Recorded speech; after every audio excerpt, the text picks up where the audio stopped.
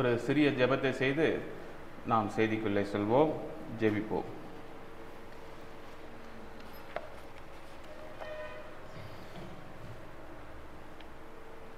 இரக்கத்தின் ஐசுள்ள பரலோகத்தின் பிதாவே, கடந்த வாரம் முழுவதும் கண்மணி போல் காத்து இந்த வாரத்தின் புதிய நாளை முதல் நாளை காண செய்திரே, அதுக்கு நன்றி ராஜா. இந்த வாரத்தின் முதல் நாளில் கூட உமது ஆராதனை கலந்து கொள்ள எங்கள் அனைவருக்கும் நல்ல ஒரு வாய்ப்பினை ஏற்படுத்தி கொடுத்திருக்கின்றே, அதுக்கு கோடி நன்றி ராஜா. முக்கியமாக இந்த ஆராதனை உமது கிருபையால் வழிநடத்தல்லுங்க. இந்த ஆராதனை ஆரம்பம் முதல் முடிவு வரை உமது சித்தத்துப்படி உமது கரத்தில் ஒப்பு கொடுக்கின்றோம்.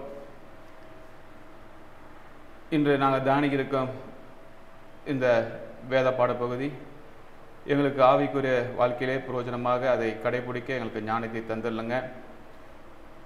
இன்னும் வந்து கொண்டு இருக்கும் ஒவ்வொரு ஆத்மாவையும் நல்லபடியாக சேர்த்தல்லுங்க. பேசக்கூடிய அடியனை உமது வார்த்தைகளை தெளிவாக புரியும்படி, மற்றவர்களுக்கு புரியும்படி அதை உச்சரிக்கவும் தியானிக்கவும் அடியனுக்கு ஞானத்தை தந்துடலுங்க. உமது கரத்திலே ஒப்பு கொடுக்கின்றோம். எல்லாம் உமது கிருபையால் வழிநடத்தலுங்க. யாவற்றை ஆண்டவராய் இயேசு கிறிஸ்து மூலமாய் ஜெயிக்கிறோம் நல்ல பிதாவே. கிறிஸ்துவுக்குள் மிகவும் பிரியமான சகோதரர்களே சகோதரிகளே, உங்களுக்கு சேஸ் நாமத்தினாலே வாழ்த்துக்களை தெரிவித்துக் கொள்கின்றேன். இன்று நாம் தியானிக்க இருக்கிற பாடமானது கடனை குறித்து எச்சரிக்கையாக இருங்கள் அப்படிங்கிற பாடத்தை நம்ம தியானிக்க இருக்கிறோம். இந்த பாடத்திலே நாம் உலக பிரகாரமான கடனை குறித்தும் ஆவிக்குரிய கடனை குறித்தும் நாம் தியானிக்க இருக்கிறோம். வேதம் என்ன சொல்கிறது கடனை குறித்து? அது வாங்கலாம், கடன் வாங்கலாமா வாங்கக்கூடாதா அப்படிங்கிறத தியானிக்க இருக்கிறோம். ஆவிக்குரிய கடன்னா என்ன அப்படிங்கிறத தியானிக்க இருக்கிறோம். வேதத்திலே கிறிஸ்தவர்கள் நம்ம வேதத்தை புதிய ஏற்பாட்டின் வேத வசனங்கள் பிரகாரம் நாம் நல்ல ஒரு புத்தியோடும் ஞானத்தோடையும் நாம் அதன் வார்த்தையை நாம் கடைபிடித்து வருகிறோம். உலக பிரகாரம் இருக்கிற மக்களுக்கும் நமக்கு என்ன வித்தியாசம்னா, அவங்களுக்கு கண்ட்ரோலே கிடையாது. இப்படி தான் ஒரு விஷயத்தை செய்யணும் அப்படிங்கிறது சுய கட்டுப்பாடே இருக்காது. எப்படி வேணால் வாழலாம், எப்படி வேணால் இருக்கலாம் அப்படிங்கிறது உலக பிரகார மக்கள், வேதத்தை அறியாத மக்கள். நாம் கிறிஸ்துவின் உபதேசத்தை கற்றுக்கொண்டு அதன்படி நடக்கிறதா இருக்கும்போது இப்படி தான் வாழ வேண்டும், புதிய ஏற்பாட்டின் சட்டத்தின்படி நாம் இப்படி தான் வாழ வேண்டும் என்பது இருக்குது. வேதம் அநேக எடுத்துக்காட்டுகளை நமக்கு போதிக்கின்றது. வேத வசனம், வேத வார்த்தைகள் நமக்கு ஒரு வெளிச்சமாக இருக்கிறது. ஒரு எடுத்துக்காட்டுக்கு இந்த சபையில் லைட்லாம் இருக்குது. இந்த வேத வசனங்கிறது வெளிச்சம். நாம் கண்ணை மூடிக்கொண்டோம்னா அந்த வெளிச்சத்தை நம்ம உணர முடியாது. நம்ம வருஷக்கணக்காக நம்ம இந்த சபையில் இருப்போம், பிறந்தளந்து சபையில் இருப்போம், 2-3 தலைமுறை சபையில் இருப்போம். நம்ம வேதவசத்தை வாரந்தோறும் வாரத்தில் முதல் நாள் தோறும் நம்ம சபையில் கூடி வருகிறோம். ஆனால் வேதவசத்தை சரியாக நம்ம கடைபிடிக்கிறோமா அப்படின்னு நாமளே கேள்வி கேட்டுக்கணும். கண்ணை மூடிக்கிட்டோம்னா அப்போ அந்த வெளிச்சத்தோட அருமை தெரியாது, எப்படி வேணால் பாதை மாதிரி போயிடலாம். அப்போது வேத வசனத்தை கடைபிடித்தால் அந்த வெளிச்சத்தின் வேத வசனம் நமக்கு வெளிச்சமாக இருக்கிறது, அதை நாம் கடைபிடிக்கணும். கிறிஸ்தவர்கள் நமக்கு கொடுக்குற இந்த வேத வசனத்தை மிக தெளிவாக அந்த ஞானத்தை நாம் வளர்த்து கொள்ள வேண்டும். இன்று கூட நாம் தியானிக்க இருக்கிற பகுதி நம்ம படித்தோம் இல்லைங்களா, ரோமர் 1ஆம் அதிகாரம் வசனம் 14. கிரேக்கருக்கும் மற்ற அந்நியர்களுக்கும் ஞானிகளுக்கும் மூடருக்கும் நான் கடனாளியாக இருக்கிறேன். இங்கே அப்போஸ்தலனாகிய பவுல் தெளிவாக சொல்கிறார், கிரேக்கருக்கும் மற்ற அந்நியர்களுக்கும் ஞானிகளுக்கும் மூடருக்கும் நான் கடனாளியாக இருக்கின்றேன். இங்கே அவர் கடன்கிறத எதை குறித்து சொல்கிறாருங்கிறது நம்ம வரப்போட பாடங்களில் பார்ப்போம். அப்போ அந்த வார்த்தை கடன்கிறது என்னங்க? ஒரு இடத்துல வாங்கி திருப்பி கொடுக்கறது தான் கடன். அந்த கடனை குறித்து இவர் இப்போ அப்போஸ்தலனாகிய பவுல் சொல்றாரு அப்படிங்கிறது அது என்னங்கிறது பார்ப்போம். ஃபர்ஸ்ட் நம்ம உலக பிரகாரமான கடனை குறித்து பார்க்க போகிறோம். இந்த வார்த்தை கடன்கிற என்ன அர்த்தம், அப்போ அந்த உலக பிரகாரமான உள்ள கடனுக்கு என்ன அர்த்தங்கிறத நம்ம தியானிக்க இருக்கிறோம். ஏற்கனவே 2-3 வாரத்துக்கு முன்னாடி ஏசை என்பவர் அன்பு பிரதரை நடத்தினார். ஆமாம், கடனை குறித்து நடத்தினார். இடத்துல முதல் கேள்வி என்ன கேட்டாருங்க, கடன்லாம் இல்லாதவங்க கை தூக்குங்க பார்ப்போன்னாரு. ஒருத்தர் மட்டும் தூக்குனாரு. இது சந்தோஷம், அவர் ஆசீர்வாதம். கடன் இருக்கிறவங்களாம் ஆசீர்வாதம் இல்லாதவங்க அர்த்தம் இல்லை. அவங்கவுங்க தேவைக்கு தகுந்த மாதிரி கடன் வாங்க தான் ஆகணும். அதை எப்படி வாங்கணும் அப்படிங்கிறது இருக்கு. அடியன் பார்த்தீங்கன்னா திருமணத்துக்கு முன்பு வரைக்கும் பார்த்தீங்கன்னா ஒரு சைக்கிளில் தான் போயிட்டு இருந்தேன். திருமணம் ஆன பிறகு ஒரு டியூ கட்டி வண்டி எடுத்தேன், 2 வீலரு. அதுதான் என்னோடய முதல் கடன். ஏன்னா நம்ம வாழ்ந்த வாழ்க்கை வேற. சரி, அதே மாதிரி வந்திருக்க அவங்களுக்கு எதிர்பார்ப்போடு வந்திருப்பாங்களே, அவங்களுக்கு நம்ம சைக்கிளே வச்சு கூப்பிட்டு போனால் அது நல்லா இருக்காதுன்னு சொல்லிட்டு ஒரு 2 வீலர் வாங்கினேன் டியூ கட்டி. ஊரில் எல்லாரும் ஆச்சரியப்பட்டாங்க, பர்ற பென்னி சைக்கிளில் போயிட்டு இருந்தான், திரும்ப பர்ற மனைவியை கூப்பிட்டு பைக்கில் போகிறான் அப்படின்ட்டு. இதெல்லாம் மாமியாரோட கிஃப்டான்னு கேட்டாங்க. இல்லைங்க, நான் தான் டியூ எடுத்து வாங்கினேன். நாங்கள் டவுரி இதெல்லாம் வரதட்சணைலாம் வாங்கக்கூடாது, வேதம் எங்களுக்கு என்ன சொல்லுதோ அதெல்லாம் தவறு அப்படின்னு சொல்லி நான் சொன்னேன். அதன் பிறகு வருஷங்கள் கடந்தது. இங்கே கோயம்புத்தூர் வந்தோம், கடவுளோட திட்டத்தின்படி கோயம்புத்தூர் வந்தோம். இங்கே 2வது குழந்தையும் பிறந்தாங்க. அப்புறம் அந்த லாக்டவுன் டைமில் பார்த்தீங்கன்னா ஃபோன் அதிகமாக பயன்படுத்தினாங்க. அது ஒரு அச்சுறுத்தலாகவே இருந்துச்சு. அந்த ஃபோன்லேருந்து எப்படி அவங்கள வெளியே கொண்டு வரணும்னு சொல்லிட்டு யோசித்தப்போ ஒரு பெரிய டிவி வாங்கினா, ஒரு கலைஞர் டிவி தான் வச்சுருந்தோம் வீட்டில். அப்புறம் ஒரு பெரிய டிவி வாங்கினா அந்த ஃபோன்லேருந்து அவங்கள மீட்டர்லான்னு சொல்லிட்டு அது ஒரு டியூ போட்டு ஒரு டிவி வாங்கினேன். எல்லா டிவியும் கடவுளை கிருபையில சிறிதாக கட்டி முடித்தோம். இப்போ கூட ஒரு 4 மாதத்துக்கு முன்பு ஃபோன் ரிப்பேர் ஆகிடுச்சு, துணைவியாக இருக்குது. ஃபோன் சர்வீஸ் தான் பண்ண போனோம். திடீர்னு பார்த்தா அந்த ஃபோனை ஒன்றுமே பண்ண முடியாட்டாங்க. சரி, வேறு வழி இல்லை, திருப்பி ஒரு டியூ போட்டு ஃபோன் வாங்கும். இப்படி உலக பிரகாரமான ஒரு ஆப்ஷன் இருக்குது கடன் வாங்குறதுக்கு. அதை எப்படி திருப்பி அடைக்கணுங்கிறதுக்கு ஒரு ஆப்ஷன் இருக்குது. அது திட்டமிட்டு நம்ம செயல் பண்ணணும். ஒரு 6 மாதத்துக்கு முன்பு பார்த்தீங்கன்னா நம்ம குடும்ப நண்பர் ஒருத்தர், நான் 2 வருஷத்துக்கு முன்னாடி அந்த கார் வேணும்னு கேட்டிருந்தேன். அந்த காரு அவர், தம்பி உனக்கு தான்ப்பா கம்மியான ஆஃபருக்கு தரேன், இதோட அதிகமான ரேட் கொடுத்து வாங்குறவங்களுக்கு ரெடியாக இருக்காங்க, நீ வாங்கிக்கோ, ஆனால் எனக்கு முழு தொகையை கொடுத்துரு, எனக்கும் பிளான் இருக்குன்னாரு. நீங்கள் ஏதாச்சும் பேங்க்கில் விசாரித்து ஃபைனான்ஸில் விசாரித்து கடன் வாங்கி காரை வாங்கிருந்தாரு. நானும் விசாரித்தேன்னு பண்ணேன். அப்புறம் நம்ம வருமானத்தையும் வச்சு திட்டமிட்டும் போது கரெக்டாக சிறிய மகளும் பள்ளிக்கு சேர போகிறாங்க. அவங்களுக்கு டொனேஷன் கட்டணும், பெரிய மகளுக்கும் கட்டணும். இந்த வருஷம் சின்ன மகளும் ஸ்கூலுக்கு சேராங்க. ஐயா, நான் இப்போதைக்கு கார் வாங்கலை, நானும் எல்லாம் யோசித்து பார்த்து திட்டமிட்டேன். அப்புறம் கடன் வாங்க பேங்க்லேயும் லோன் கொஞ்சம் சப்போர்ட் இல்லை, நான் பொறுமையாக வாங்கிக்கிறேன், நீங்கள் யார் கேட்குறாலும் கொடுத்துருங்கன்னு. நீ சொல்கிறதுனாப்பா கொடுக்குறேன், உனக்கு தான் ப்ரிஃபரன்ஸ், நல்லா யோசித்துட்டியா அப்படின்னாரு. ஐயா நீங்கள் கொடுத்துருங்க, ஃபோனை வாங்கலை அப்படின்னு சொல்லிட்டு இன்னும் 2-3 வருஷம் போனாலும் பரவாயில்ல, இன்னும் கொஞ்சம் பொறுமையாக இருப்போம், அவசரப்பட வேணாம் அப்படின்னு சொல்லிட்டு. இப்படி உலகப்பெறாம கடனை கடவுள் ஞானத்தாலே திட்டமிட்டு வாங்கணும். அதை எப்படி அடைக்கணும் அப்படிங்கிறது இருக்குது. உலக பிரகாரமாக இருக்கவங்க விழிப்புணர்வே கிடையாது, கடனை குறித்து விழிப்புணர்வே கிடையாது. எப்படியாவது பணம் கிடைச்சா போதும், அப்போ யோசிக்காமல் வாங்கிடுறோம். அதை எப்படி திருப்பி தர போகிறோம் அப்படிங்கிற திட்டமிடுதல் கிடையாது. இங்கே அப்போஸ்தலனாகிய பவுல் கடனாளியாக இருக்கிறேங்கிறார். அப்படிங்கும்போது அவர் உலக பிரகாரம் கடனை பற்றி சொல்ல, அப்போ கடன் வாங்கலாமா வேண்டாமா, அது வாங்குறது வேணாமாங்கிறது நம்ம தியானிக்க இருக்கிறோம். மத்தேயு 5ஆம் அதிகாரம், மத்தேயு 5ஆம் அதிகாரம்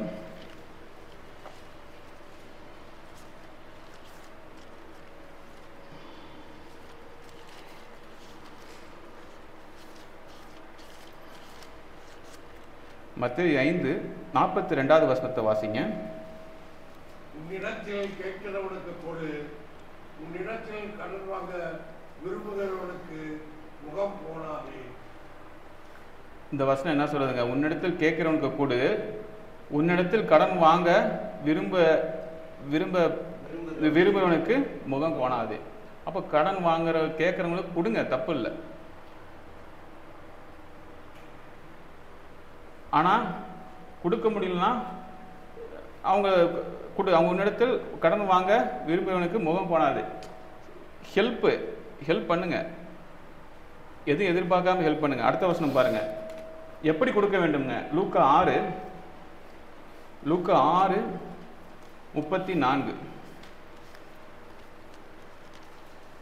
லூக்கா 6:34. எப்படி கடனை கொடுக்கணுங்க? திரும்ப கொடுப்பார்கள் என்று நம்பி நீங்கள் கடன் கொடுத்தால் உங்களுக்கு பலன் என்ன? திரும்ப தங்களுக்கு கொடுக்கப்படும்படியாக பாவிகளுக்கு கடன் கொடுக்கிறார்களே. திரும்ப கொடுப்பார்கள் என்று நம்பி நீங்கள் கடன் கொடுத்தால் உங்களுக்கு பலன் என்ன? கடன் கொடுங்க, ஆனால் எதிர்பார்க்காதீங்க, திரும்பி தருவான்னு எதிர்பார்க்காம கொடுங்க. இது என்னடா ரொம்ப போச்சு, வசனம் இப்படி சொல்லுதே அப்படின்னு நம்ம யோசிப்போம். கடன் திருப்பி கொடுப்பாங்கன்னு தான் நம்ம தரோம் கடனை. இது எப்படி இந்த வசனம் இப்படி இருக்குது? ஏன்னா நம்ம உலகப்பரமா பார்த்தீங்கன்னா கடன் கொடுக்கறதே திருப்பி தருவான்னு நம்பிக்கையில். ஆனால் வசனம் என்ன சொல்லுதுங்க? அவங்க திரும்பி கொடுப்பாங்க அப்படிங்கிறத எதிர்பார்க்காம திருப்பி தரணும் கடனை, நம்பிக்கையோடு. அப்போ கடன் ஒருத்தருக்கு 50,000 ரூபாய் தேவைப்படுது அப்படிங்கும்போது நம்ம 50,000 ரூபாய் தர முடியலனாலும் ஒரு முன்பணமாக எனக்கெல்லாம் இருக்கு, இவ்வளோதான் இருக்குது, இந்த ஒரு 5,000 ரூபாய் வச்சுக்கோ, உதவியாக வச்சுக்கோ, இன்னும் எப்போ முடியுதோ கொடு அப்படின்னு தரலாம். இது ஒரு உதவி. இல்லை 50,000 ரூபாய் கொடுக்குறோம், ஆனால் நம்பிக்கையோடு கொடுங்க. நம்மளால் 50,000 கொடுக்க முடியுது, ஒரு கேட்டருக்கு 50,000 கொடுக்க முடியுதுன்னா நம்பிக்கையோடு கொடுங்க. ஆனால் அவங்க கொடுப்பாங்கன்னு எதிர்பார்க்க கூடாது. இந்த வசனம் ரொம்ப கஷ்டமான வசனம் நம்ம எல்லாத்துக்கும். எப்படி நம்ம அந்த மனநிலை இருப்போமா? ஒருத்தருங்க எதிர்பார்க்காம நம்ம கொடுப்போமா? ஆனால் வசனம் என்ன சொல்லுது பாருங்க, அது மட்டும் இல்லாமல் கடன் கொடுக்கறது மட்டும் இல்லாமல் அதுக்கு வட்டி நம்ம வசூலிக்க கூடாது. அதுக்கு பழைய ஏற்பாட்டில் ஒரு வசனம் இருக்கு பாருங்க, சங்கீதம் 15, சங்கீத புத்தகம் 15ஆம் அதிகாரம், சங்கீத புஸ்தகம் 15ஆம் அதிகாரம் வசனம் ஃபர்ஸ்ட் வசனம் பாருங்க. கர்த்தாவே, யார் உம்முடைய கூடாரத்தில் தங்குவான், யார் உம்முடைய பரிசுத்த பர்வத்தில் வாசம் பண்ணுவான் அப்படின்னு சொல்லிட்டு ஆரம்பிக்குது. அது கடைசி வசனம் படிங்களேன். அதேதான் பணத்தை வட்டிக்கு கொடாமலும் குற்றமில்லாதவனுக்கு விரோதமாய் பரிதானம் வாங்காமலும் இருக்கிறான். இப்படி செய்கிறவன் என்றென்றைக்கும் அசைக்கப்படுவதில்லை. தன் பணத்தை வட்டிக்கு கொடுக்காமலும் குற்றமில்லாதவனுக்கு விரோதமாய் பரிதான வாங்காமலும் இருக்கின்றான். இப்படி செய்கின்றவன் என்றைக்கும் அசைக்கப்படுவதில்லை. அப்போ வட்டிக்கு கொடாமல் இருப்பவன் தேவனுக்கு பிரியமா இருக்கிறான். நம்ம ஏற்கனவே புதிய ஏற்பாட்டில் பார்த்தோம், வட்டிக்கு அப்போ பணம் கொடுக்கலாம், தப்பு இல்லை, வட்டிக்கு கொடுக்கக்கூடாது. இது பழைய ஏற்பாட்டில். அப்போ புதிய ஏற்பாட்டிலையும் இது மாதிரி வசனம் இல்லையே அப்படின்னு சொல்லக்கூடாது. பண ஆசை எல்லா தீங்குக்கும் வேறாக இருக்கிறது. இது புதிய ஏற்பாட்டில் இருக்குது இந்த வசனம். அப்போது வட்டிக்கு கொடுக்கறது தவறு. அப்போ கடன் நம்ம தரலாம், எது எதிர்பார்க்காம தரணும், ஆனால் வட்டிக்கு தரக்கூடாது.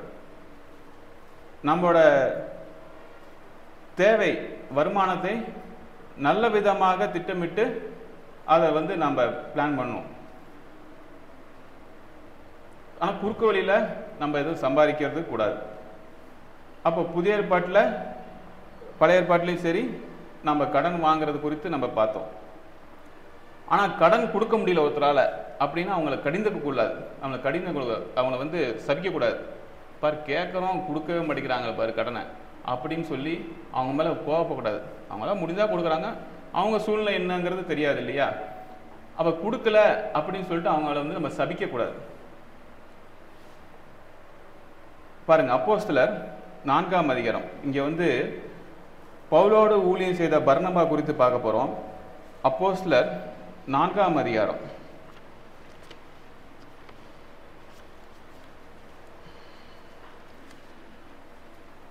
அப்போஸ்தலர் 4ஆம் அதிகாரம் வசனம் 37 வாசிக்கிறது. தனக்கு உண்டாயிருந்த நிலத்தை விற்று அதன் கிரயத்தை கொண்டு வந்து அப்போஸ்தலருடைய பாதத்திலே வைத்தார். பர்னபா பவுலோட ஊழியம் செய்யும்போது அதை அவரே திட்டமிடுறாரு. விற்று மற்றவர்களுக்கு உதவி செய்யும்படி கொடுத்தார். தனக்கு உண்டாயிருந்த நிலத்தை விற்று அதன் கிரயத்தை கொண்டு வந்து அப்போஸ்தலருடைய பாதத்தை வைத்தார். அப்போ அப்படியே அவரோட இதை சொத்தை விற்று அப்படியே கொடுக்குறாரு. அடுத்தது பாருங்க, அதுலயே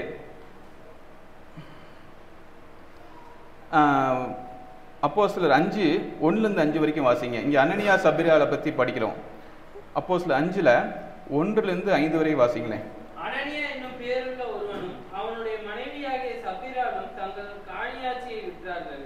தன் மனைவி அறிய அவன் கிரயத்திலே ஒரு பங்கை வஞ்சித்து வைத்து ஒரு பங்கை கொண்டு வந்து அப்போஸ்தலருடைய பாதத்திலே வைத்தான்.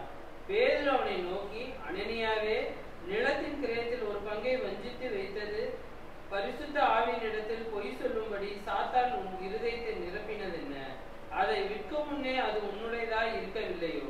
அதை விற்ற பின்பும் அதன் கிரயம் உன் வசத்தில் இருக்கவில்லையோ? நீ உன் இருதயத்திலே இப்படிப்பட்ட எண்ணம் கொண்டது என்ன? நீ மனுஷரிடத்தில் அல்ல, தேவனிடத்தில் பொய் சொன்னாய் என்றார். இங்க அனனியா சபிரால் பத்தி பார்க்குறோம். தேவையான அளவுக்கு சொத்து இருக்கு. ஆனா அவங்ககிட்ட இருக்கிற எல்லா சொத்தையும் பத்தி அவங்க யாரும் கவனிக்கல. ஆனா பேதுரு சொல்றாரு, உனக்கு தேவையான அளவு இருக்குது, நீ கொடுக்கறது நீ முடிவு பண்ணி உனக்கு என்ன கொடுக்கணுமோ மனசாக கொடு. ஆனா ஏன் அதை மறைத்து கொடுக்குற அப்படின்னு சொல்லி இங்க அதை சுட்டி காட்டுறாரு. எதனால மறைக்கிற நீ அப்படின்னு. புதிய ஏற்பாட்டிலும் கூட நம்ம பெரும்பாலும் காணிக்கை பகுதிக்கு வாசிப்போம், விசனமாயும் அல்ல கட்டாயமாயும் அல்லன்னு. அது வாரத்தின் முதல் நாள் தோறும் மட்டும் இல்லை, இது உதவியும் கூட. நம்ம விசனமாயும் கட்டாயம் அல்ல, நம்ம வாரத்தின் முதல் நாள் கொடுக்குறோம் இல்லையா காணிக்க. அதுபோல உலக காரியங்களுக்கும் உதவி செய்யறது உதவியும் கூட தான். நம்ம மனசார பண்ணலாம். ஆனால் அதை நம்மகிட்ட இருக்கும்போது அதை மறைக்கணும்னு அவசியம் இல்லை. உங்களால் முடிந்தால் கொடுங்க. அதுதான் நம்ம காணிக்க பகுதியில் நம்ம தியானிக்கிறோம். ஆனால் ஒருத்தர் கொடுக்க முடியலன்னா அவங்கள திட்டக்கூடாது. அது நம்ம ஒருத்தர்கிட்ட கேட்குறோம், அப்ரோச் பண்ணுறோம், அவரால் கொடுக்க முடியல அப்படின்னா அவங்கள நம்ம சபிக்கவோ திட்டவோ கூடாது. அப்போது இவ்வளோ நேரம் நம்ம பார்த்தது கடன் வாங்கிறது குறித்தும் கடன் கொடுக்கறது குறித்தும் அது உதவியாகவும் வட்டி இல்லாமல் கொடுக்கணும் அப்படிங்கிறத பார்த்தோம்.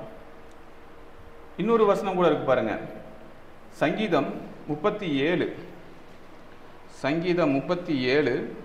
21வது வசனம். துன்மார்க்கன் கடன் வாங்கி செலுத்தாமல் போகிறான், நீதிமானோ இறங்கி கொடுக்கிறான். துன்மார்க்கன் கடன் வாங்கி செலுத்தாமல் போகிறான், நீதிமானோ இரக்கம் கொடுக்கின்றான். இறங்கி கொடுக்கிறான், மன்னிக்கவும், இறங்கி கொடுக்கிறான். அப்போ கடன் வாங்கி கொடுக்கலாம போனா என்ன அர்த்தங்க? துன்மார்க்கன் கடனை கொடுக்கலன்னா அவன் யாருங்க? கடனை வாங்கிட்டு கொடுக்காம ஏமாத்துறான்னா அவன் யாருங்க?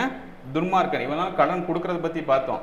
ஆனா கடனை வாங்கிட்டு கடனை திருப்பி கொடுக்கலாம் அவன் யாருங்க? துன்மார்க்கன். அப்போ என்னங்க பதில்? இப்பதான் லூக்கா 6:34 படிச்சோம். கொடுக்கலாம், கொடுக்கறத எதிர்பார்க்க கூடாது அப்படின்னு சொன்னீங்க. இப்படி சொல்லிட்டு இப்படி சொல்றீங்களே பிரதர் அப்படின்னு நீங்க கேட்கக்கூடாது. அது கடன் கொடுக்கறவங்களுக்காக சொல்லப்பட்ட வசனம். ஆனா கடனை வாங்கிட்டு திரும்ப கொடுக்காம இருக்கிறவங்களோடக்கு இந்த வசனம் என்னன்னா, அது பாவம், அவன் துன்மார்க்கன், அவன் பாவம் செய்கிறான் அப்படின்னு அர்த்தம். அப்ப பெரும்பாலும் பாத்தீங்கன்னா இது மாதிரி தேவையில்லாம கடன்களை வாங்கி கொண்டு சிக்கிறாங்க. அது கிறிஸ்தவர்கள், வேத வசனம் அறிந்தவர்கள், வேத அறிவு உள்ளவர்கள் ஞானத்தோடு செயல்பட வேண்டும். இருக்கிற வருமானத்தில் திட்டமிட்டு அது ஒரு பரிசுத்தமான வாழ்க்கைக்கு திட்டமிட்டு நம்ம வாங்குற வருமானத்தை இந்த கடன் நம்ம திருப்பி தர முடியுமா அப்படின்னு திட்டமிட வேண்டும். அப்போதான் பரிசுத்தமான வாழ்க்கைக்கு அது பிரச்சனை வராமல் வரும். முன்னெல்லாம் பார்த்தீங்கன்னா அந்த காலத்தில் ஒரு 15-20 வருஷத்துக்கு முன்னாடினா கடன்னா என்ன பண்ணுவோம், ஒரு பக்கத்து வீட்டில் கேட்போம், உறவினர்கிட்ட கேட்போம், நண்பர்கள்ட்ட கேட்போம், இப்படி தான் கடன் வாங்குவோம். இப்போலாம் நீங்கள் யாரையும் கேட்க போக தேவையில்லை. நான் ஒரு தடவை தான் இமெயிலை 2 தடவை இமெயிலை வாங்கினேன். வருஷ கணக்கில் டெய்லி எனக்கு 4 தடவை வந்துடும். என் வீட்டுக்காரம்மா கூப்பிட்றாங்க இல்லையோ, வருஷத்துக்கு டெய்லி 4-5 ஃபோன் வந்துடும், மெசேஜ் வரும். உங்களுக்கு 50 லட்சம் ரெடியாக இருக்குது, 70 லட்சம் ரெடியாக இருக்குது, வாங்க சிக்கிக்கிங்க அப்படின்னு மெசேஜ் வரும். டெய்லி வரும். ஏன்னா நம்ம அறியாமல் நம்ம ஃபோன் நம்பரை நம்ம எதுக்காவது ரெஜிஸ்டர் பண்ணுவோம், ஆன்லைனில் எதுக்காவது பதிவு பண்ணுவோம். அப்போது அந்த நம்ம டேட்டாவை கூட எடுத்துடுறானுங்க. யார்? அந்த கடன் கொடுக்கக்கூடிய ஃபைனான்ஸ் கம்பெனிக்காரங்க. அப்போ பார்த்தீங்கன்னா இந்த முக்கியமாக பஜாஜ் ஃபைனான்ஸ்னு ஒருத்தர் இருக்காங்க பார்த்தீங்களா, ஓயாமல் அடிச்சுட்டே இருப்பானுங்க. நீங்கள் ஒரு தடவை தான் ஃபோன் வாங்கியிருப்பீங்க, 10 வருஷத்துக்கு ஓயாமல் வருஷத்துக்கு கொடுப்பாங்க. நான் 10 வருஷத்துக்கு முன்னாடி பைக் டியூவில் வாங்கினேன் ஸ்ரீராமில். வருஷத்துக்கு சார் உங்களுக்கு லோன் ரெடியாக இருக்குது, சாங்ஷன் ஆகிருக்கு சார், வாங்க சார். இல்லைங்க நான் லோன்லாம் கட்டி முடிச்சிட்டேன், எப்போ தேவை நானே கூப்பிட்றேங்க அப்படின்னு. இதுமாதிரி பார்த்தீங்கன்னா நான் டெய்லி ஃபோனு மெசேஜ் வராத நாட்களே இல்லை. இது இப்போ என்னென்னா சும்மாவே உங்களுக்கு தேவை இருக்கா இல்லையோ நான் தரேன் அப்படின்னு சொல்லி நிறைய பேர் சும்மா தான் தராங்க, வாங்கிக்குவோமே அப்படிங்கிற எண்ணம் மாறிடுச்சு. முன்னெல்லாம் தேவைக்கு தான் கடன் வாங்குவோம். எப்போ நம்ம ஒரு நண்பர்கிட்டையும் பக்கத்து வீட்லேயும் உறவினர்கிட்டையும் ஏதாச்சும் அரேஞ்ச் பண்ணுவோம், இது மாதிரி தேவைப்படுது அவசரத்துக்கு கடன் கொடுக்குறீங்களா அப்படின்னு. இப்போ அப்படிலாம் இல்லை, உங்களை யோசிக்கவே விடுறதில்ல. டெய்லியும் 4 தடவை இது மாதிரி உங்களுக்கு லோன் சாங்ஷன் ஆயிருக்குங்க, நான் லோனே கேட்கலையா, இல்லைங்க சாங்ஷன் ஆயிடுச்சுங்க நீங்கள் வாங்கிக்கிங்க அப்படின்னே மெசேஜ் வருது. கூப்பிட்றான் கால், நீங்கள் தெரியாமல் புது நம்பர் வரும், அதில் பார்த்தீங்கன்னா நீங்கள் ட்ரூ காலில் போய் செக் பண்ணிங்கன்னா ஃப்ராடு அப்படின்னு வருது. ஆமாம். அப்போது நம்மளோட மனசு பார்த்திங்கன்னா அந்த வாங்க தான் தோணும். இது ஒரு ஆசையை தூண்டுறது. ஒரு நாளைக்கு 4 தடவை கூப்பிட்றான், ஒரு தடவையாச்சும் சரி வாங்கிடுமே, நமக்கு இங்கே ஏதாச்சும் வாங்கி போடலாமா, இது வாங்கலாமா அப்படின்னு இந்த கடனை வாங்கிடுவோம். வாங்கும்போது நம்ம யோசிக்கிறதே கிடையாது, ஏன்னா சும்மா தான் நான் தரேன் அப்படின்னு நம்ம நினைப்போம். அதுவும் இப்போ ஒரு நிறையா நோ காஸ்ட் இஎம்ஐன்னு வருது, வட்டி இல்லைன்னு. ஆனால் அது எப்படி லாபங்கிறது அவனுக்கு தான் தெரியும். இத்தனை பேர்த்துக்கு கொடுத்து அவனுக்கு ஏதாவது கமிஷன் இருக்கும் இல்லைங்களா. ஆனால் வாங்கும் போது யோசிக்காமல் நம்ம அது கடனை வாங்கிடுவோம். அப்புறம் திருப்பி எப்படி தருவோம், நம்ம வருமானம் எவ்வளோ அப்படிங்கிறத நம்ம யாருமே அதை யோசிக்கிறதே கிடையாது. அப்போது ஒருத்தர் 40,000 ரூபா வாங்கிட்டு வட்டி முதலமாக கொடுக்க முடியுமா, எதுவுமே ஐடியா இல்லாமல் வாங்கிறது. வேதத்தை கடைப்பிடிக்கிற நாம், அந்த வேதத்தின் வெளிச்சத்தின் பாதையிலே நடக்கின்ற நாம் மிக கவனமாக நம்ம பாதையிலே நடக்க வேண்டும். நமக்கு ஒரு வெளிச்சத்தின் பாதையிலே நாம் நடக்க வேண்டும். அப்போது நமக்கு கடன் தேவையா பகுத்தறிய வேண்டும். தேவைன்னா வாங்குவோம், ஆனால் நம்ம அந்த வருமானத்துக்குள்ளே திட்டம் வேணும். நம்மளால் கட்ட முடியுமா, நம்ம வருமானம் என்ன, நம்ம குடும்ப வருமானம் என்ன அப்படிங்கிறத யோசிச்சுட்டு நிதானித்து குடும்பமாக கணவன் மணியாக சேர்ந்து நம்ம இதை பண்ணலாமாங்கிறது யோசிக்கணும்.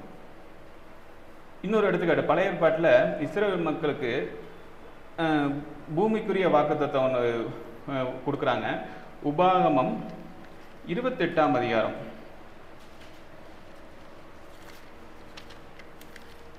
உபாகமம் 28ஆம் அதிகாரம்,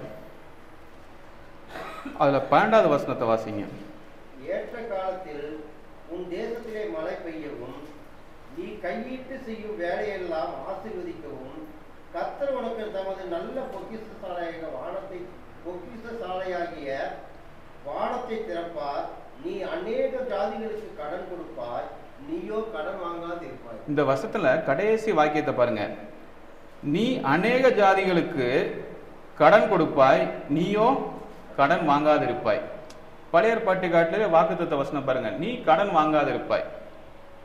இது இஸ்ரவேல் மக்களுக்கு கொடுக்கப்பட்ட வாக்கு தட்ட வசனம். அப்போ கடன் வாங்குங்க, தப்பு இல்லை. கடன் வாங்குறதுனால நம்ம பாவிகள் அல்ல, ஆனால் அது திட்டமிட்டு வாங்க வேண்டும். அவசியம் இல்லாமல் கடன் வாங்கக்கூடாது, ஆடம்பர செலவுக்காக கடன் வாங்கக்கூடாது. இது மாதிரி நாம் அவசியம் இல்லாமல் ஆடம்பர செலவுக்கு நாம் கடன் வாங்குவோமானால் கணவன் மனைவிக்குள்ள சண்டை வரும். ஆவிக்குரிய வாழ்க்கைக்கு வீட்டில் பின்வாங்கி போவாங்க, சமாதானம் இல்லாமல் போகும். ஒரு கடன் பாருங்க எவ்வளோ பிரச்சனையை உண்டாக்குது பாருங்க. ஒரு சில பேர் பார்த்தீங்கன்னா தான் கடன் வாங்க மாட்டாங்க, ஆனால் மற்றவங்க கடன் வாங்கி தரதில் போய் சூரிட்டி கையெழுத்து போட்டு வந்துடுவாங்க. கடன் தானே, நான் வாங்கி தரேன் வா அப்படின்னு சொல்லிட்டு தேவையில்லாமல் போய் சிக்கலில் மாட்டிக்குவாங்க. அதுக்கும் வசனம் இருக்குது. நீதிமொழிகள் 6ஆம் அதிகாரம், நீதிமொழிகள் 6ஆம் அதிகாரம் வசனம் 1 தொடர்ந்து 2 வாசிக்கும். ஃபர்ஸ்ட் 1 மட்டும் வாசிங்க. நீதிமொழிகள் 6:1. என் மகனே, நீ உன் சிநேகனுக்காக பிணைப்பட்டு அந்நியனுக்கு கையெடுத்து கொடுத்தாயானால். இருக்கட்டும் பதர். என் மகனே, நீ உன் சிநேகிதனுக்காக பிணைப்பட்டு அந்நியனுக்காக கையெடுத்து கொடுத்தாயானால். ஒருத்தருக்கு நம்ம வந்து கேரண்டி கையெழுத்து, விட்னஸ் கையெழுத்து போகிறதுக்கு முன்னாடி யோசிக்கணும். அவங்களால அவங்க வருமானம் என்ன, உதவி பண்ணுங்க, தவறே கிடையாது. கேரண்டி போடுங்க, வாரண்டி போடுங்க, ஐஎஸ்ஓ சர்டிஃபிகேட் கூட கொடுங்க, அவர் கொடுத்துருவாருன்னு. ஆனால் அவரால் திருப்பி தர முடியுமா அப்படின்னு யோசிச்சுட்டு அதுக்கப்புறம் கையெழுத்து போடுங்க. கையெழுத்து போட்டு அந்த கையெழுத்து போகிறனால நம்மளோட ஆவிக்கிற வாழ்க்கைக்கு பிரச்சனை கூடாது. கணவன் மனைவிக்கு தெரியாமல், கணவன் வந்து மனைவிக்கு தெரியாமையோ, மனைவி வந்து கணவனுக்கு தெரியாமையோ மற்றவங்களுக்கு சிபாரிசு செய்கிறது, போய் பேங்க்கில் போய் இது மாதிரி சூரிட்டி கையெழுத்து போடுறது, இது மாதிரி இருந்தால் குடும்பத்தில் வந்து குழப்பம் வரும். எனக்கு தெரியாமல் நீ ஏன் இந்த வேலை பார்த்தேன்னு சொல்லிட்டு கணவன் மனைவிக்குள்ளே பிரச்சனை வரும். அப்போது அந்த சூரிட்டி கையெழுத்து, அந்த வாரண்டி கையெழுத்து, விட்னஸ் கையெழுத்து ஒருத்தருக்கு ரெக்கமெண்டேஷன் பண்ணுறோம் அப்படின்னா அதுக்கு முன்னாடி நாம் யோசிக்கணும். இவருக்கு வருமானம் என்ன, இவர் குடும்ப வருமானம் என்ன, இவருக்கு நம்ம வந்து கொடுத்தோம்னா நமக்கு பிரச்சனை வருமா, நம்ம குடும்பத்துக்கு பிரச்சனை வருமா. ஏன்னா அவங்க ஃபோன் எடுக்கல, அவங்க ஊரை விட்டு காலி பண்ண போயிட்டு அடுத்தது நேராக கடன் வசூல் பண்ணுறவங்க நம்ம வீட்டுக்கு தான் நிற்பான். இது நிறைய நம்ம பார்த்துருப்போம். அப்போது ரொம்ப மிக கவனமாக இருக்கணும். அப்போது சாத்தானுக்கு இது ரொம்ப பிடிக்கும். இது மாதிரி குடும்பத்தில் பிரச்சனையாகி குடும்பத்தில் குழப்பம் வந்துச்சுன்னா அங்கே அமைதி போயிடும், குடும்பத்தில் நிம்மதி போயிடும். சாத்தானுக்கு ரொம்ப மகிழ்ச்சியாக இருக்கும். அடுத்த வசனம் வாசிப்பேன் பதர். அதுலேயே ரெண்டாவது வசனம். நீ உன் வாய்மொழிகளால் சிக்குண்டாய், உன் வாயின் வார்த்தைகளால் பிடிபட்டாய். அப்போ நீ வந்து அங்கே வந்து வாக்குறுதி கொடுத்துட்றீங்க. வாக்குறுதி கொடுத்து அவர் கடனை கொடுத்துருவாரு, நீங்கள் ஷூரிட்டி தரீங்க அப்படின்னா அவன் அடைச்சிட்டானா அடைக்கலாம் அப்படின்னா நீங்கள் தான் மாட்டுவீங்க. அப்போது வேதவசனம் என்ன சொல்லுதுங்க? கடன் கொடுங்க, எதையும் எதிர்பார்க்காம கொடுங்க, அவங்க திரும்பி கொடுப்பான்னு கொடுங்க. ஆனால் வியாபார ரீதியாய் வட்டிக்கு கொடுக்காதீங்க. இதுதான் நம்ம பார்த்தோம். பெரும்பாலும் பார்த்தீங்கன்னா நீங்கள் செய்தித்தாட்களில் நியூஸ்லாம் பார்க்கலாம். கடன் பிரச்சனையால் சூசைட் நிறையா பார்ப்பீங்க. குடும்பத்தோடு சூசைட் பண்ணியிருப்பாங்க. கடனுக்கு எவ்வளோ கடன் இருக்குது, எங்கே எவ்வளோ வாங்கியிருக்கான்னு தெரியாது. கடன் தொல்லை, கடனை எப்படி திருப்பி தரப்போகிறோம், அந்த தாழ்வு வீட்டில் வந்து அந்த வாங்கும்போது யோசிக்காமல் வாங்கிடுவோம். வீட்டுக்கு வந்து அவன் வந்து கேட்குற கேள்வி இருக்குது பார்த்தீங்களா, அந்த கேள்வி கேட்கும்போது நம்மளால் பதில் சொல்ல முடியாது, அவமானமாக இருக்கும். பக்கத்து வீட்டுக்காரங்க, அந்த ஏரியா மக்கள் எல்லாமே பார்ப்பாங்க. அப்போ அந்த கடனை கொடுக்க முடியாத அளவுக்கு நம்ம அந்த அளவுக்கு கடன் வாங்கி நிறைய பேர் சூசைட் பண்ணிக்கிறாங்க, ஊரை விட்டு ஓடிடுறாங்க. அப்போது கடன் வாங்குவதற்கு முன்பு நம்ம நிறையா யோசித்து நிதானித்து முடிவு பண்ண வேண்டும்.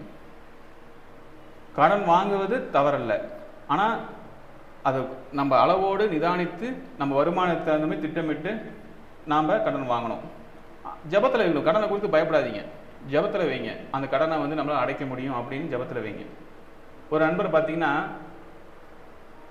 12 லட்ச ரூபாய்க்கு கடன் வாங்கியிருக்காரு. அவரோட தேவை 1 லட்சம் தான்.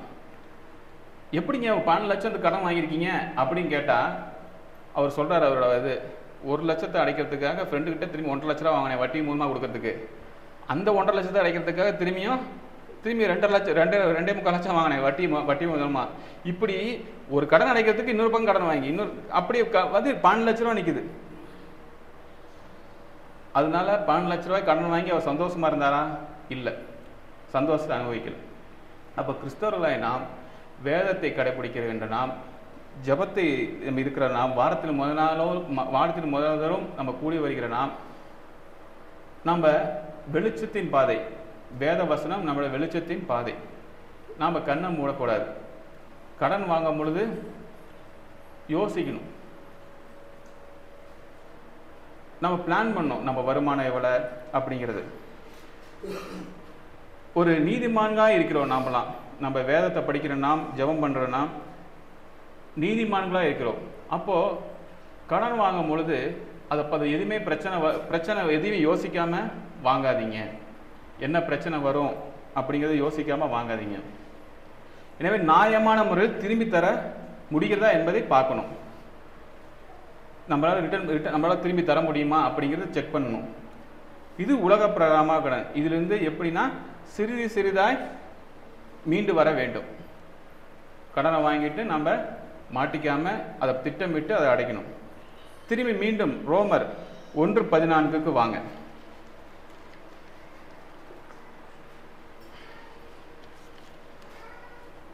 இப்போ இங்க அப்போஸ்தலனாகிய பவுல் என்ன சொல்ல வராருங்க?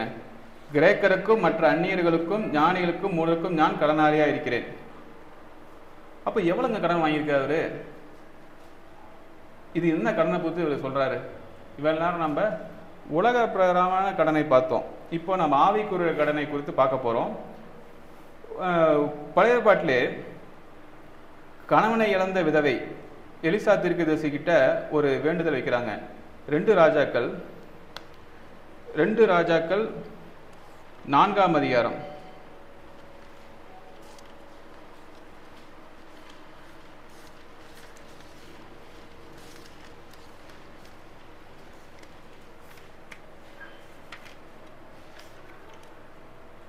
ராஜாக்கள் 4ஆம் அதிகாரம் வசனம் 1 - 7 வரை வாசிங்களேன். தீர்க்கதரிசிகளுடைய புத்திரரில் ஒருவனுக்கு மனைவியாக இருந்த ஒரு ஸ்திரீ எலிசாவை பார்த்து, உமது அடியானாகிய என் புருஷன் இறந்து போனான், உமது அடியான் கர்த்தருக்கு பயந்து நடந்தான் என்பதை அறிவீர். கடன் கொடுத்தவன் இப்போது என் 2 குமாரர்களையும் தனக்கு அடிமையிலாக்கிக் கொள்ள வந்தான் என்றான். எலிசா அவனை நோக்கி, நான் உனக்கு என்ன செய்ய வேண்டும்? வீட்டில் உன்னிடத்தில் என்ன இருக்கிறது சொல் என்றார். அதற்கு அவள், ஒரு குடம் எண்ணெய் இருக்கிறது, எண்ணெய் அல்லாமல் உமது அடியாருடைய வீட்டில் வேறொன்றும் இல்லை என்றார். அப்பொழுது அவன், நீ போய் உன்னுடைய அயல் வீட்டுக்காரர் எல்லாரிடத்திலும் அநேகம் வெறுபாத்திரங்களை கேட்டு வாங்கி உள்ளே போய் உன் பிள்ளைகளுடன் உள்ளே நின்று கதவை பூட்டி அந்த பாத்திரங்கள் எல்லாவற்றிலும் வார்த்து நிறைந்ததை ஒரு பக்கத்தில் வை என்றார். அவள் அவனிடத்திலிருந்து போய் தன் பிள்ளைகளுடன் கதவை பூட்டிக் கொண்டு இவர்கள் பாத்திரங்களை அவரிடத்தில் கொடுக்க அவள் அவைகளை வார்த்தாள். அந்த பாத்திரங்கள் நிறைந்த பின் அவள் தன் மகன் ஒருவனை நோக்கி, இன்னும் ஒரு பாத்திரம் கொண்டு வா என்றாள். அதற்கு அவன், வேறே பாத்திரம் இல்லை என்றான். அப்பொழுது எண்ணெய் நின்று போயிற்று. அவள் போய் தேவனுடைய மனுஷனுக்கு அதை அறிவித்தாள். அப்பொழுது அவன், நீ போய் அந்த எண்ணெயை விற்று உன் கடனை தீர்த்து மீந்ததை கொண்டு நீயும் உன் பிள்ளைகளும் ஜீவனம் பண்ணுங்கள் என்றார். இங்க எலிசா தீர்க்கதரிசி ஒரு விதவைக்கு உதவி பண்றார். கடன் வாங்கிடுறாங்க. அவர் கணவர் கடன் வாங்குறதுனால அவரும் தீர்க்கதரிசியா இருந்திருக்காரு. கடன் வாங்கினதுக்கு திருப்பி கொடுக்க முடியாம தன் பிள்ளைகளை தன் பசங்களை கூட்டி போயிடுறாங்க. ஆமா, அடிமையாக கூட்டி போயிடுறாங்க. அவங்க மீட்டு எடுப்பதற்காக இங்க எலிசா தீர்க்கதரிசி உதவி பண்றார். அப்போ பவுல் இங்கே கடனாளியா இருக்கிற சொன்னது எதை பத்தி சொல்றாருங்க? அவர் சுவிசேஷத்தை அறிவிப்பதில்லை. இங்க அவர் எலிசா தீர்க்கதரிசி அதே தான் பண்றார், உதவி பண்றார். இப்போ நாம் எதற்கெல்லாம் கடனாளியா இருக்கிறோம் என்று வேதம் சொல்லுகிறது பார்க்க போறோம். மற்றவர்களுக்கு சுவிசேஷத்தை அறிவிப்பதில்லை, நாம் கடனாளியா இருக்கிறோம். மற்றவர்களுக்கு சுவிசேஷத்தை தெரிவிப்பதில்லை, நாம் கடனாளியா இருக்கிறோம். அப்போ உலகப்படாம கடன் வாங்குறது, கடனே இல்லாமல் இருப்பது ஆசீர்வாதம். கடன் வாங்குறது தவறு இல்லை. கடன் எப்படி கொடுக்கலாம், எப்படி அதை வசூல் பண்ணலாம், அதை எதிர்பார்க்க கூடாது, இதெல்லாம் பார்த்தோம். கடனை திருப்பி தராமல் இருந்தால் அது பாவங்கிறத பார்த்தோம். இது உலக பிரகாரமாக கடன். ஆனால் ஆவிக்குரிய கடன்ல முதல் பாயிண்ட் பார்த்தீங்கன்னா, மற்றவர்களுக்கு சுவிசேஷத்தை அறிவிப்பதில் நாம் கடனாளியா இருக்கிறோம். இதுக்கு எடுத்துக்காட்டா ரோமர், அதிலே ரோமர் 1:16 படிங்க.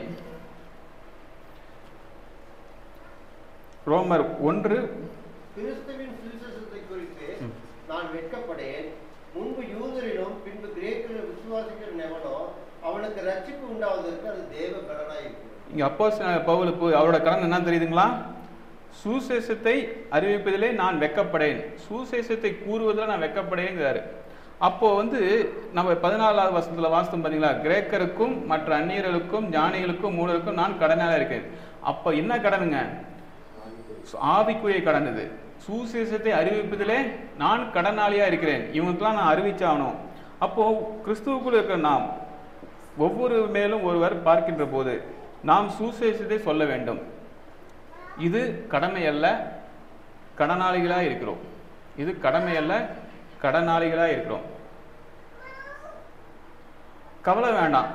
பூமிக்குரிய கடனை குறித்து நீங்கள் கவலைப்படாதீங்க. பூமிக்குரிய கடனை குறித்து நம்ம ஏன் கவலைப்படுறோம்?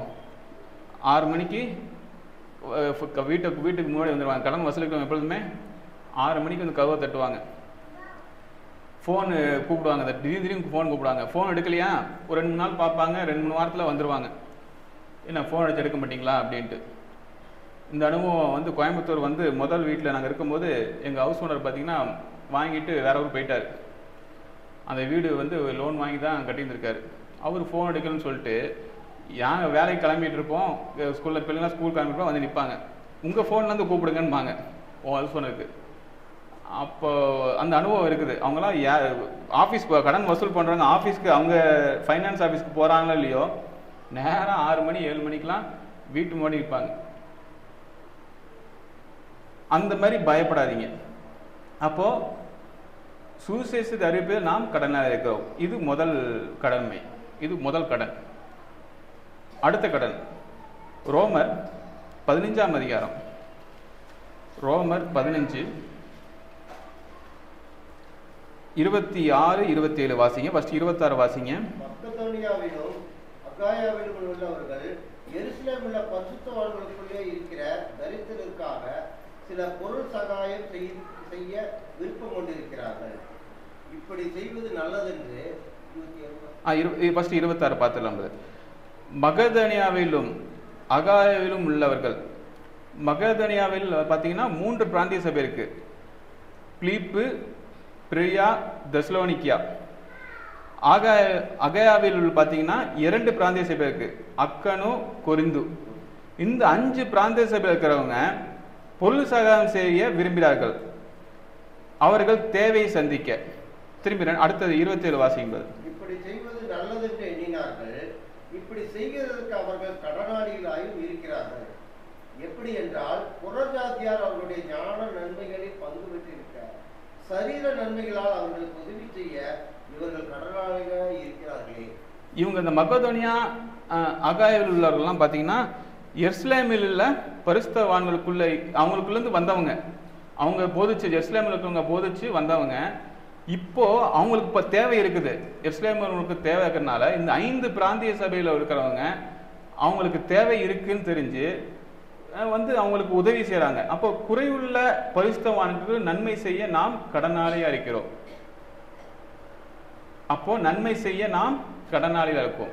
நம்ம சபையில் யாருக்கு முடியலையோ அது அவங்க தனிப்பட்ட விருப்பம், கட்டாயம் செய்யணும்னு இல்லை. அதான் நம்ம புதிய பாட்டு வசனம் சொல்லுது. நம்ம சபையாகட்டும், பிராந்திய சபையாகட்டும், உலக பிரகாரமாக கூட செய்யலாம், அது நம்மளோட விருப்பம். ஆனால் அதுதான் சொல்லுது, நன்மை செய்ய நாம் கடனாளியாக இருக்கோம். இது 2வது கடன்.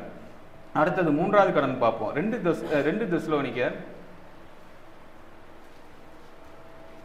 2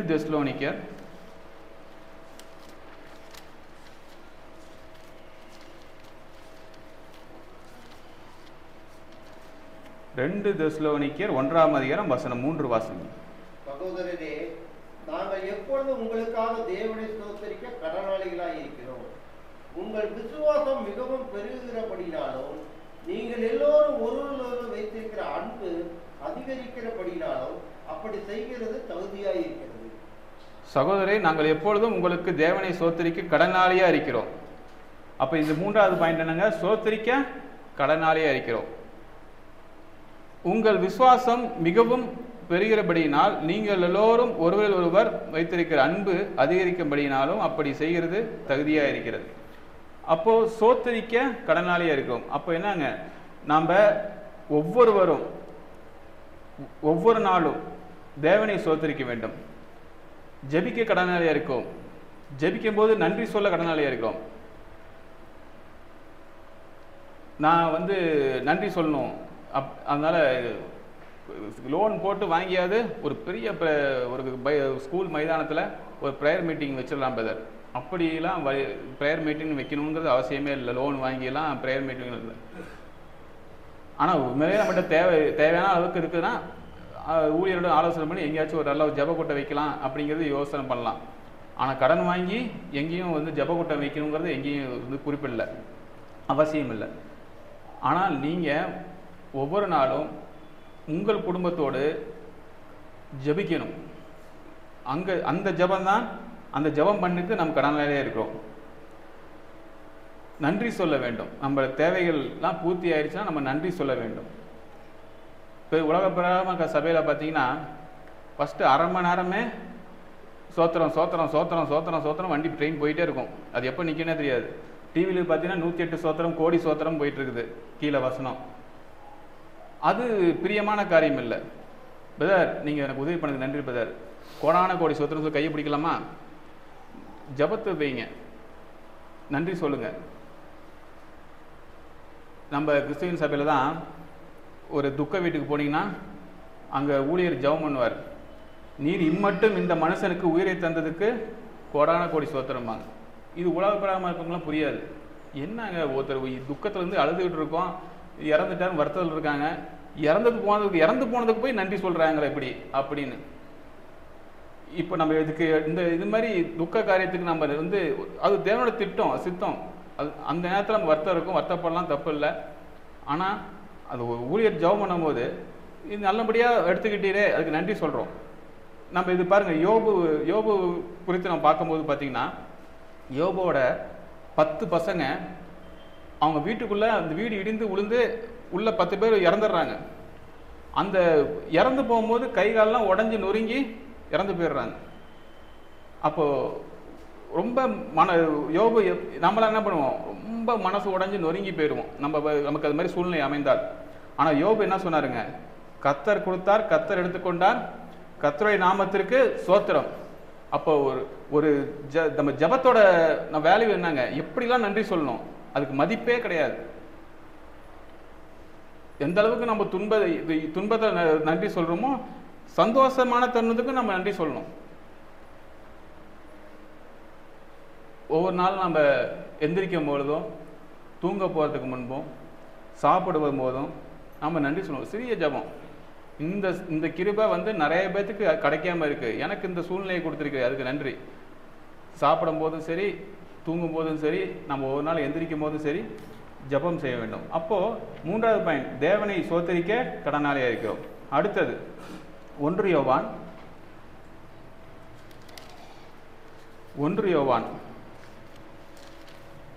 3ஆம் அதிகாரம் 1 யோவான் 3ஆம் அதிகாரம் வசனம் 16. அவர் தம்முடைய ஜீவனை நமக்காக கொடுத்ததினாலே அன்பு இன்னதென்று அறிந்திருக்கிறோம். நாமும் சகோதரருக்காக ஜீவனை கொடுக்க கடனாளிகளாய் இருக்கிறோம். அவர் தம்முடைய ஜீவனை நமக்காக கொடுத்ததினாலே அன்பு என்னதென்று அறிந்திருக்கின்றோம். நாமும் சகோதரருக்காக ஜீவனை கொடுக்க கடனாளியாக இருக்கோம். சகோதரருக்கு ஜீவனை கொடுக்க கடனாளியாக இருக்கோம், அன்பை கொடுக்க கடனாளியாக இருக்கோம். அதுலேயே 1 யோவான் 4:11 வசனத்தை வாசிக்கும்போது, பிரியமானவர்களே, தேவன் இவ்விதமாய் நம்மிடத்தில் அன்பு கொண்டிருக்க நாமும் ஒருவரிடத்தில் ஒருவர் அன்பு கூற கடனாளிகளாய் இருக்கிறோம். இதுவும் அதே அர்த்தம் தான். பிரியமானவர்களே, தேவன் விதமாய் நம்மிடத்தில் அன்பு கூர்ந்திருக்க நாமும் ஒருவரிடத்தில் ஒருவர் அன்பு கூற கடனாக இருக்கோம். ஒருவருக்கு ஒருவர் அன்பு கூற கடனாலே இருக்கோம். அப்போ கடன்லாம் முடிஞ்சிருச்சு.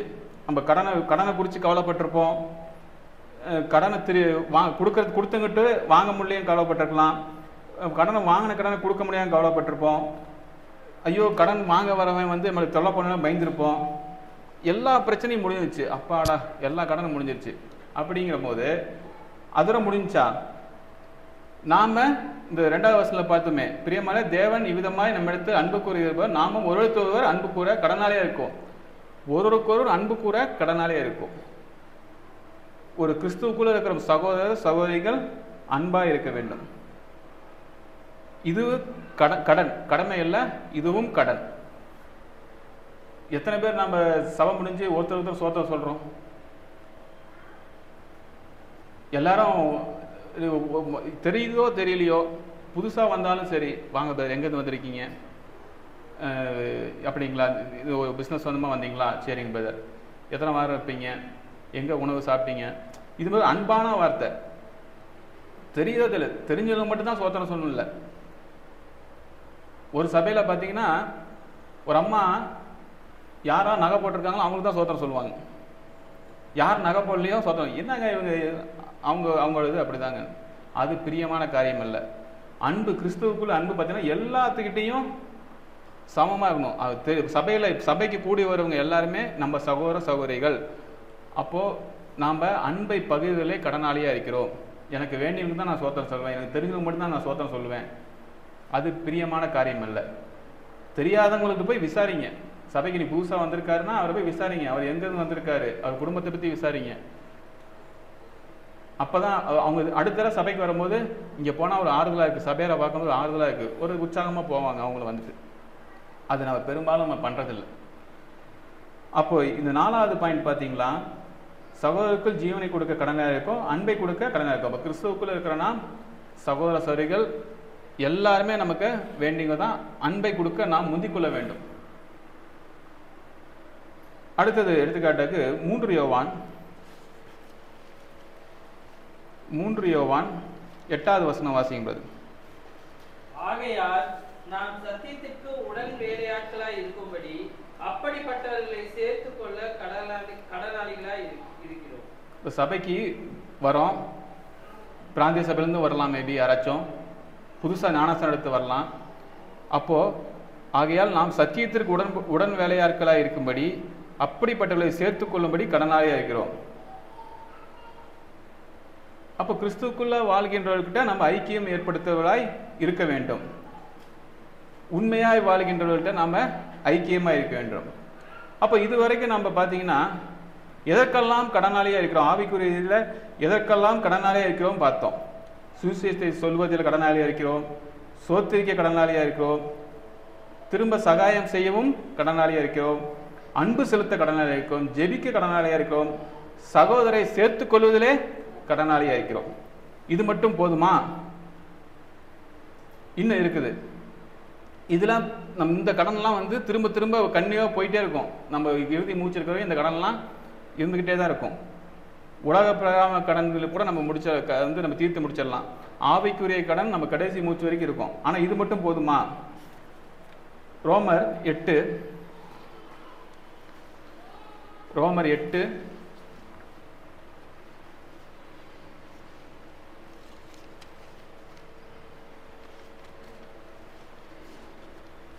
15வது வசனம் வாசிக்கும்போது,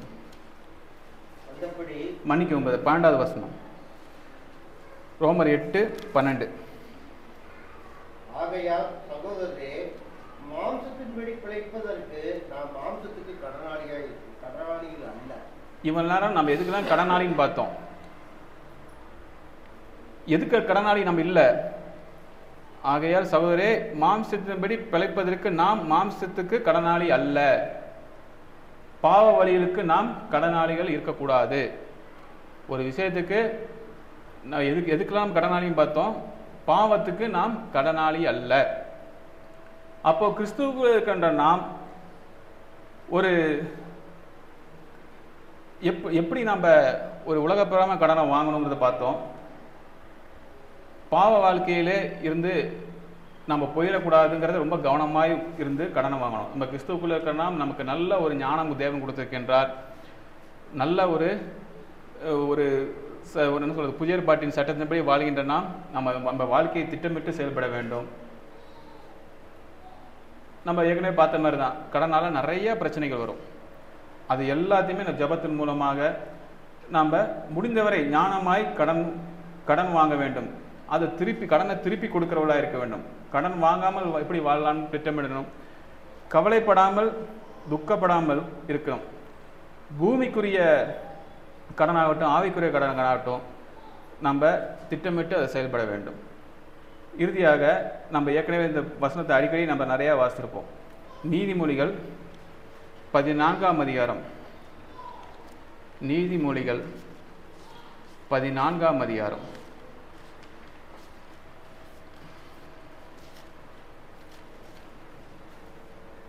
1வது வசனத்தை வாசிக்கும்போது, புத்தியுள்ள ஸ்திரீ தன் வீட்டை கட்டுகிறாள், புத்தி இல்லாத ஸ்திரீயோ தன் கைகளினால் அதை இடித்துக் கொள்கிறாள். கடந்த முறை நான் இந்த மனைவி கிறிஸ்துவுக்குள் இருக்கும் மனைவிகள் எப்படி வாழணும் அப்படிங்கிறத தியானித்தோம். அப்போ இந்த வசனத்தை வச்சு நம்ம தியானித்து பார்த்தோம்.